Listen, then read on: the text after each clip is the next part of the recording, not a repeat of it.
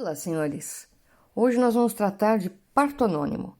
Parto anônimo foi um assunto já abordado na nossa tentativa de aula online, malograda pela capacidade da internet de suportar, mas vamos retomar o tema.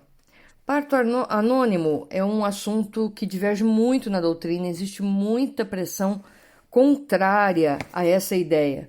E eu quero, antes de abordar o tema e a sua repercussão no Brasil, mostrar um pouco a origem disso tudo.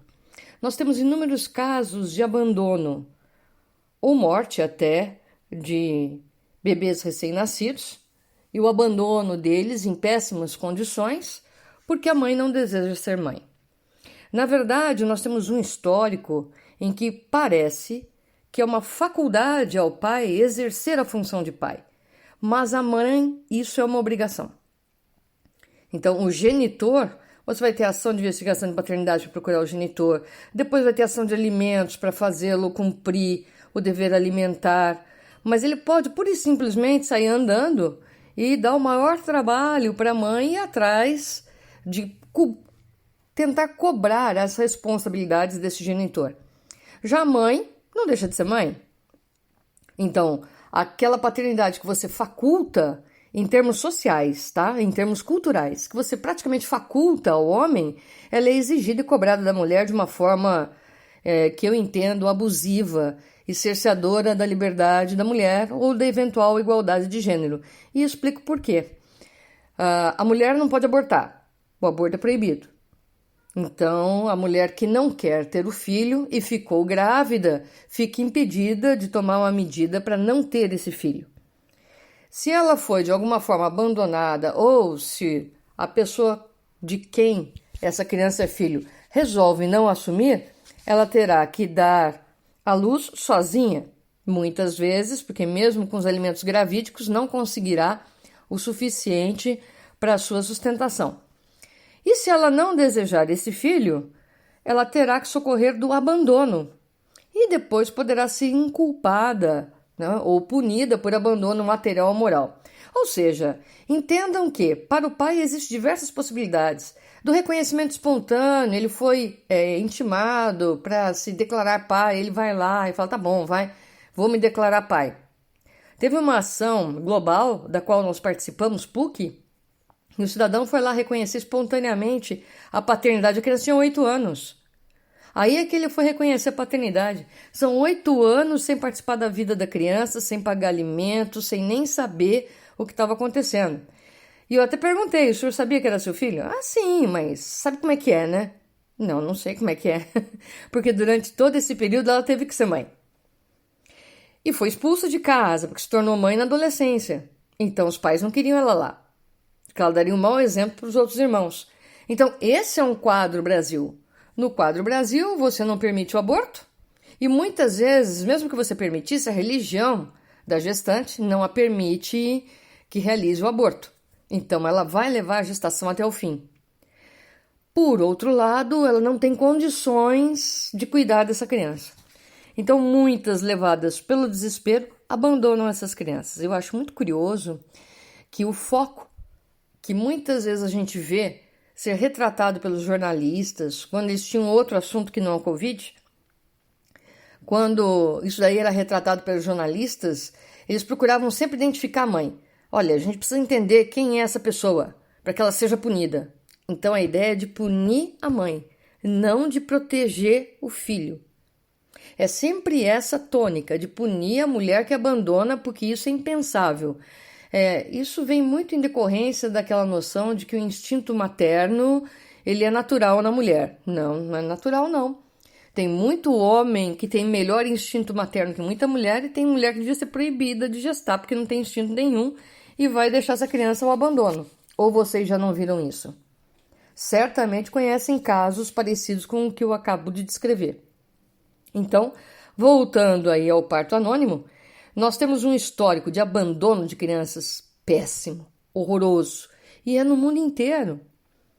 O parto anônimo possibilitaria essas mães já entregarem esses filhos para adoção permanecendo anônimas, elas já recusam o poder familiar, portanto, não há nem que se falar em destituição, porque ela não quer aquilo, sequer o registro no nome dela. Então, não consta o registro ficará lacrado, né?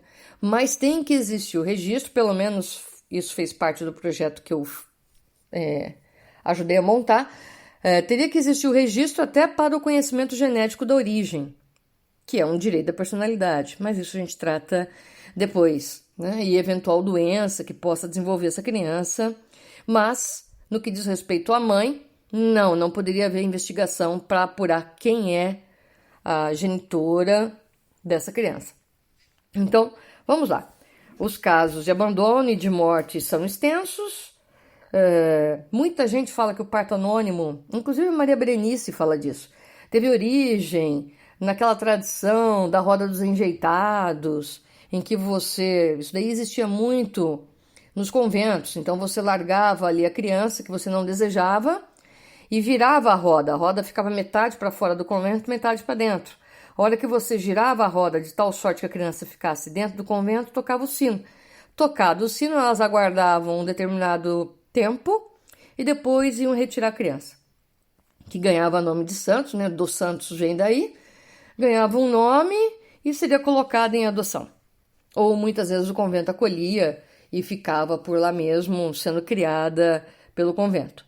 Então começa a existir aí um cuidado público com a criança, isso começa a existir lá, desde a Idade Média você tem a roda dos enjeitados, né? Então é um histórico complicado, porque isso não melhorou, nem com a existência da maternidade, né? O que eu falo da maternidade é a maternidade como local para nascimentos. O que você conseguiu minimizar foi o índice de infanticídios com a construção das maternidades, né? E com o fato de tirar logo após o parto a criança da presença da mãe, sob a alegação de que a mãe precisa descansar, e coloca lá no berçário, e depois tudo limpinho, bonitinho, volta para a mãe. Então, existe ainda que muitos não achem que há puerpério, existe sim o estado puerperal logo após o parto, e existe o estado anterior. Então, tem mãe que durante a gestação já sabe, tem mulher que durante a gestação já sabe que não quer ser mãe. Então, por que onerá-la com uma maternidade e ainda cobrá-la em termos penais se ela não quer, ela está sendo honesta, ela não quer ser mãe? Por outro lado, a religião ou a cobrança social, não sei, a impedem de abortar. Então, se você não quer que ela aborte, o próprio Estado proíbe. Se você não permite que ela dê o filho em adoção, sem que ela tenha que ter o filho para si durante um X período, até que se façam todos os exames, coletas, não dá, né, gente? Realmente as pessoas acabam abandonando. Eu me lembro muito que me impressionou uma reportagem vista, acho que no Fanático, Show da Vítima, em que mostrou uma mãe que tinha abandonado a criança num daquelas cestas bonitinhas, né, que as crianças usam, desculpe a falta de nomenclatura adequada, com fralda extra, certidão, o nome do bebê, tudo em ordem, né? E ainda com um pedido de que cuidassem bem daquela criança, porque ela não poderia. E ela saiu, e não dava para ver o rosto, mas ela pegou o elevador. Então, o esforço dos jornalistas foi imenso na tentativa de conseguir. Se você souber dessa mulher, se você encontrou com ela, para quê? Porque ela abandonou uma criança. Gente, ela não jogou no lixo. Ela deixou no banheiro de um shopping super frequentado em São Paulo. Ela queria que a criança fosse encontrada, ela deixou em boa situação a criança, ela não quer ser mãe. Mas isso é um crime. Bom, então depois a gente conversa sobre igualdade. Enquanto isso continuar dessa forma, não dá para conversar seriamente sobre o tema. Então, isso daí, voltando aí, embora tenha se iniciado numa iniciativa germânica, essa história toda do parto anônimo, ela recebe um nome francês, né? Porque a França adotou muito. França, Luxemburgo, Alemanha, essa forma de dar à luz é o accouchement sushi, porque não tem o X em francês, né? Então, na verdade, vai ter um X no lugar da mãe. né? Então é accouchement, ou seja, é o acolhimento, é o nascimento sem o X, não, sem a mãe, né? E muita gente não fica com essa, mesmo adotada, né, porque em outros países, mesmo com a adoção, você tem direito à identidade genética, mas você fica com um X ali. A exceção era o parto anônimo. E aí existe todo um período para que a mãe possa autorizar que o filho seja adotado, renunciando ao poder familiar, sem possibilidade de arrependimento. Portanto, essa adoção, esse filho já vai para adoção automática, de imediato, dispensa todo aquele processo formal longevo em que você tem que ir atrás de família extensa. Não, aqui não tem. A mãe já renunciou, essa renúncia é absoluta. E aí vai variar o prazo. Na Bélgica, o prazo de 2 meses após o parto. Na Grã-Bretanha, 6 semanas. Na Alemanha e na França, 2 meses. Então, a ideia é dar à mãe um período. Se ela ainda quis ficar com a criança após o parto, ela tem até 2 meses após o parto. Pode ser antes do parto? Pode ser antes. Durante a gestação, ela já pode ir até a vara da infância, ou aqui o equivalente ao conselho tutelar, e já declarar que ela não pretende ser mãe, né? E aí eles vão fazer todo o acompanhamento com ela para verificar se não há mesmo condição. Você vê que existe toda uma forçação de barra nesse sentido, né? O Estado quer que você seja mãe.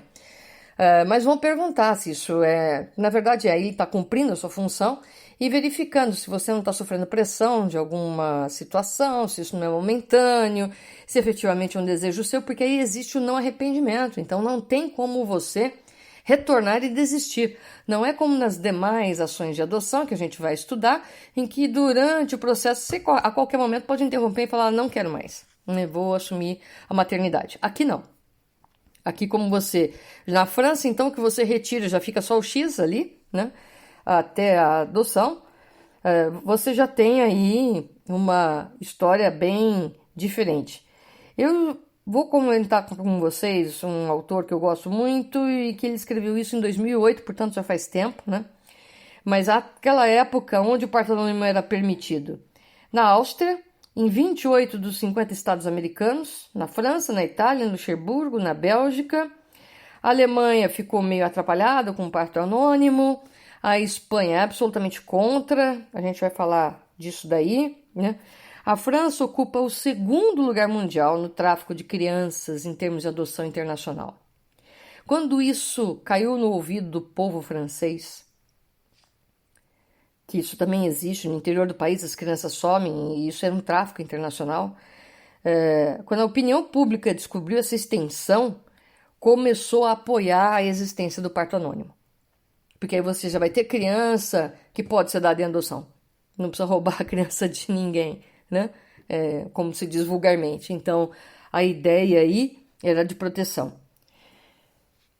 Então, a França, contrariamente aos demais países, ela permite o apagamento dos traços de identidade desses pais biológicos. Na doação de gametas, na prática legal do parto anônimo. Agora, na doação de gametas parece que mudou, mas no parto anônimo não. Em 1993 foi instituída na França a lei que dá à mulher o direito de dar à luz no anonimato, com toda a assistência médica gratuita, exatamente porque o filho não ficará com ela, vai ser dado em adoção.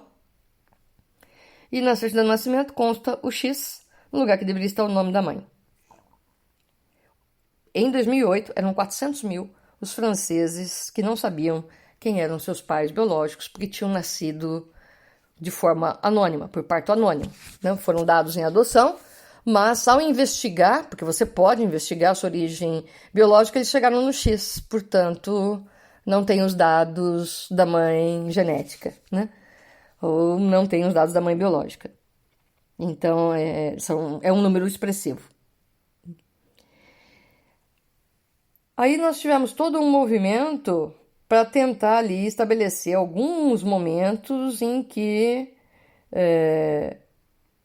você pudesse ter acesso a essa vinculação ou a essa questão biológica, porque uma coisa é retirar, mas o fato é que ela permanece, né? Ela foi gerada por alguém. A questão é que na França os pais biológicos não desejam contato e renunciaram, portanto nada pode ser feito nesse sentido. Havia um caso muito comentado, até o Paulo Lobo comenta também, a Maria Berenice, porque isso daí foi julgado, é o caso de Pascal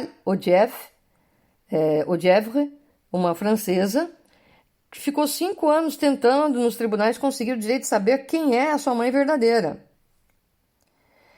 Então, aí nós tínhamos, de um lado, os interesses de um filho na busca das suas raízes biológicas, e do outro lado, a mulher que escolheu dar à luz no anonimato.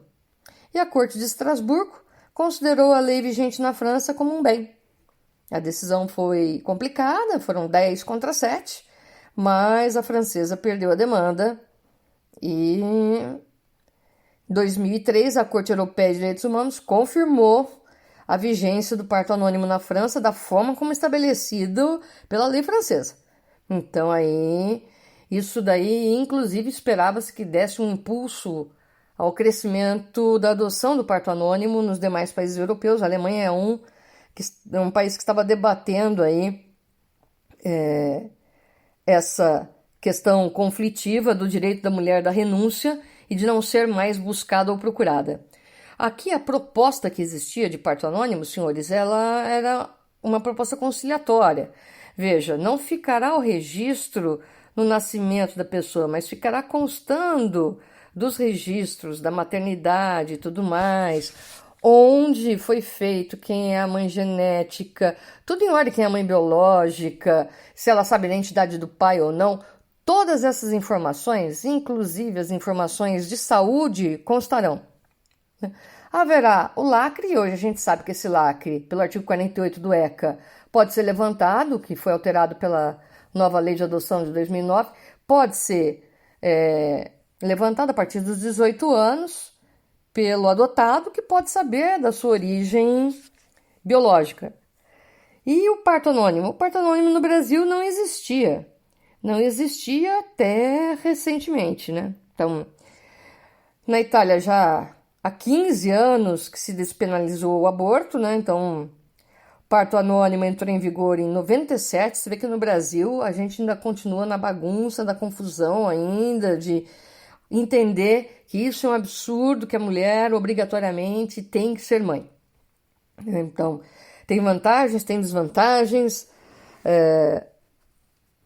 Hoje, o artigo 19A, que foi uma alteração trazida em 2017 pela Lei 13.509 de 2017, que criou o artigo 19A no Estatuto da Criança e dos Adolescentes, foi o que sobrou do projeto de parto anônimo, que desde 2009 a gente está tentando, 2008 no meu caso, que a gente está tentando implementar no país como uma opção ao abandono das crianças. A gestante, diz o artigo 19A, a gestante ou mãe que manifeste interesse em entregar o seu filho para adoção antes ou logo após o nascimento será encaminhada à Justiça da Infância e da Juventude. É essa a ideia, quer dizer, ela não vai fazer isso sozinha e sair andando, né? Se ela já declara antes, é melhor, porque aí depois, no parto, ela só assina a renúncia e acabou, né? Se ela quer entregar depois, aí vai ficar mais complicado para ela, vai ser mais demorado. A gestante ou mãe, parágrafo 1º, será ouvida pela equipe interprofissional da Justiça, da Infância e da Juventude, que apresentará relatório à autoridade judiciária, considerando inclusive os eventuais efeitos do estado gestacional e puerperal. Tá ok? Então aí a questão da família extensa ficaria dispensada. Por quê? Porque a mãe renunciou, então não teria que buscar família extensa. Existe, gente, uma diferença que deve ser estabelecida. A Gisela Hironaga já falou isso, o Paulo Lobo concorda com a Gisela Hironaga nesse sentido. Não se deve confundir o direito da personalidade, a origem genética, com o direito à filiação, seja genética ou não. Então, uma coisa é a filiação, outra coisa é o seu direito da personalidade à origem genética. Acredito que esse deva ser mantido, mas isso não vai se transformar em filho de ninguém que não queira ter sido vossa mãe. É duro, mas eu acho ainda melhor do que jogar na lata do lixo, senhores. na falta de uma política pública adequada, e a gente não pode esperar que ela aconteça, porque de 1916 até agora ela não aconteceu, na forma de uma política pública adequada, de acolhimento dessas crianças, que não seja jogá-las em abrigos, eu não vejo por que renegar-se o parto anônimo. Você conseguiria diminuir até o índice de aborto, do processo de abortamento, porque as pessoas saberiam que haveria essa possibilidade do parto anônimo. E pode ter certeza que quem pretendia abortar e vai levar a gestação até o fim, vai entrar em contato com a vara da infância muito antes, já tentando informar que não pretende ter o filho consigo. Qual é o nosso principal obstáculo no Brasil? Além do desconhecimento, você vai pegar autores, e autores famosos, que nem trabalham o artigo 19A.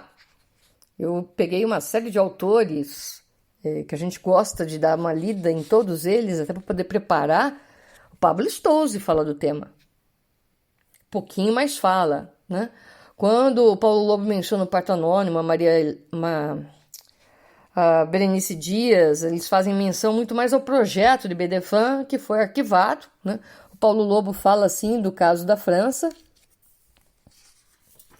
mas eles ficam atrelados ao artigo 48 do CDC, dizendo que aqui ficou tudo como acontece na adoção e que, portanto, o parto anônimo ficou reduzido, né? Então, não teria como tem a previsão legal. Realmente, como há uma previsão legal extensa no Código Argentino, no Código Francês, você não tem, né?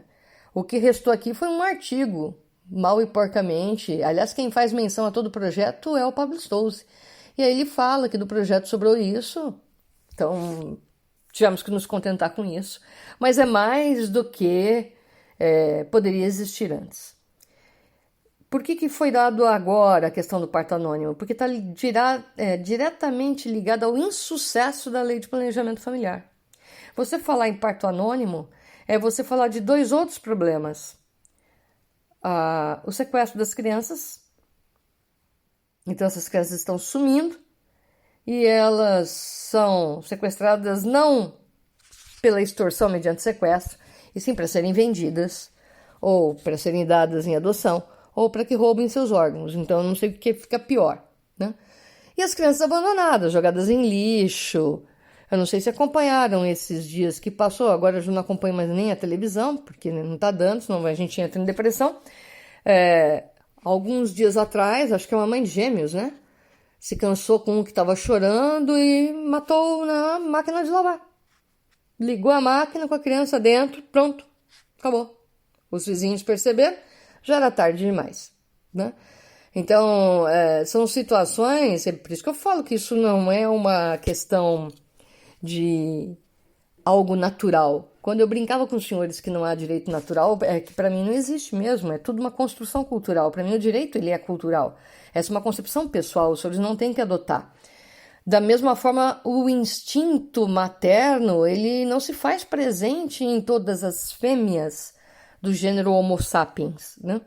Então, nós temos que tomar cuidado com isso. Por outro lado, se a mulher voluntariamente não pretende ser mãe, não a obrigue a ser, ela pode ser uma péssima mãe. Não faça isso com a criança.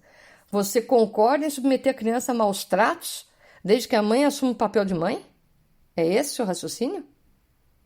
Não, essa mulher ela tem que entender que, já que ela que escolheu, não, ela não teve a oportunidade de escolha. O senhor tirou o direito ao aborto, o senhor tirou o direito... Mas ela pode fazer entrega, sim, a entrega com toda a repressão que existe de uma sociedade que inculpa a mulher. É essa a realidade.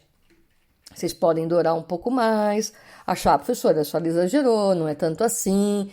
Então procurem o caso Jeff versus France, de 2003, né?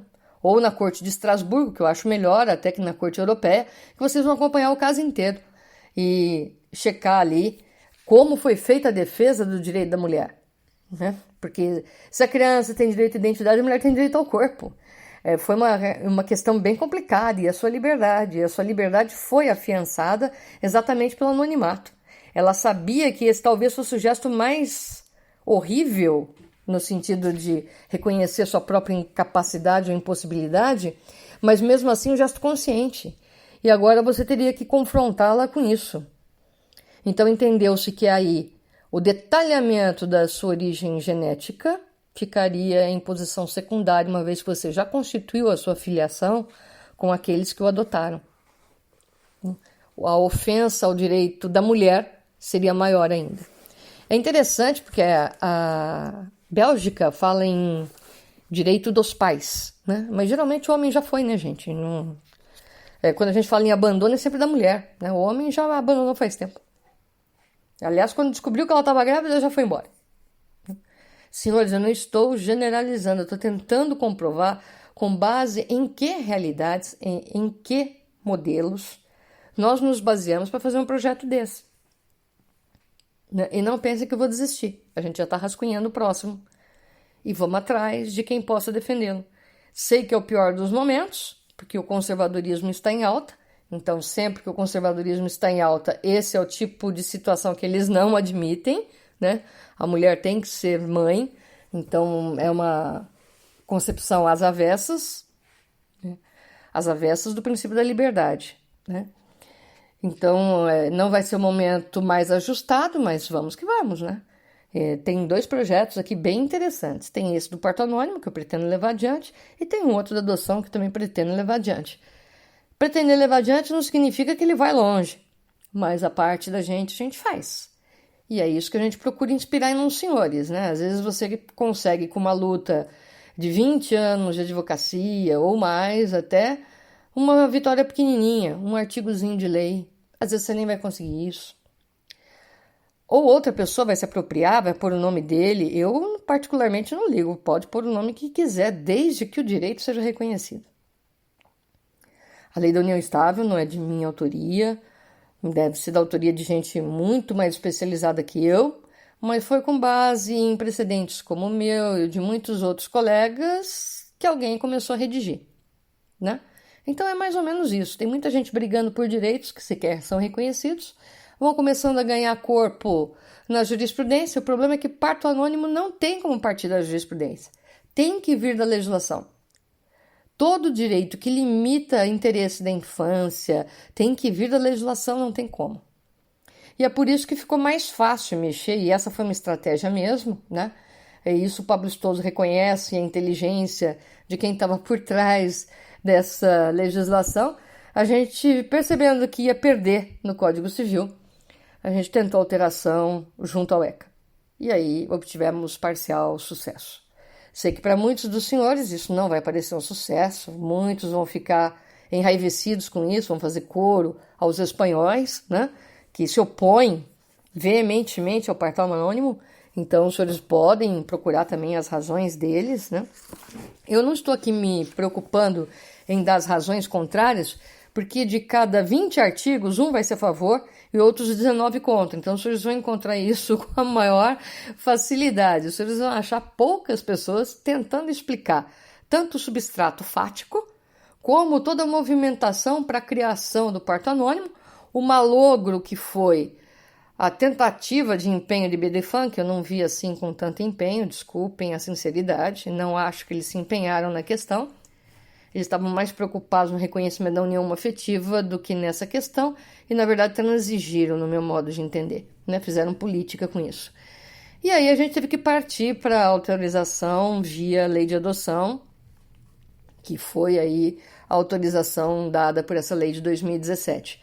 Aqueles autores que ficam repetindo inteiro o teor de seus livros e só alterando, atualizado até... passaram batido na atualização do ECA, que repercute no direito de família. Então, muitas vezes, vocês vão encontrar ali algum capítulo citando, né? O Carlos Roberto, acho que nem menciona o assunto. Então, dependendo do autor, nem vai mencionar o assunto. Dependendo do autor, vai mencionar para falar mal, Silvio de Salvenosa, né? Poucos vão falar o que foi efetivamente alterado, ou o que nós tivemos de mudança, e muitos já vão se posicionar de forma refratária, né? Esse é um tema que o juízo de valor acompanha. Vocês estão percebendo que em direito de família, o juízo de valor, ele acompanha toda a explanação que a gente faz, não tem como, né? Você acaba se posicionando. E isso eu acho muito bom. Em direito de família, eu sempre sei quando um advogado entra no meu escritório se ele tem vocação para a área de família ou não. Na primeira conversa, a gente percebe que é aquele que não sabe ouvir, que é aquele que já é cheio de conceitos ou de preconceitos, e, portanto, ele vai julgar todo mundo. Assim sendo, não vai trabalhar em direito de família, né? Eu preciso de gente mais despojada, né? De preconceitos, ou pelo menos que consiga se abster ou manter uma certa distância daquilo que existe como realidade. Só passando para os senhores, a gente teve um aumento de 58% nos casos de violência doméstica, né? Então, os casos de divórcio que estão chegando agora são todos com abuso. É uma situação mais complicada. Então, se você não tiver um pouco de estofo ou preparo emocional para lidar com isso, certamente vai cuidar do direito mercantil, empresarial, executar título de crédito, discutir tributo, que é mais fácil, tá? Mas pelo direito de família todos os senhores terão que ser aprovados, portanto, aproveitem para aprender um pouquinho, mesmo quem gosta de direito público, hein? Se os senhores fizessem a parte de vocês no direito público, a gente não precisaria estar discutindo isso daqui no direito privado, né? Então, a falência do sistema e do interesse público em cuidar da infância e dos idosos é que faz com que o direito privado tenha que sair correndo atrás do prejuízo sempre, né? Então, tá aí apresentado aos senhores a questão do parto anônimo. Falei que faria um breve podcast a respeito do tema. E os senhores receberão mais uma gravação, aí uma videoaula ainda essa semana, já falando das ações pertinentes à filiação. Fiquem bem, senhores, cuidem-se, abraços virtuais a todos e até a próxima aula nessa semaninha ainda.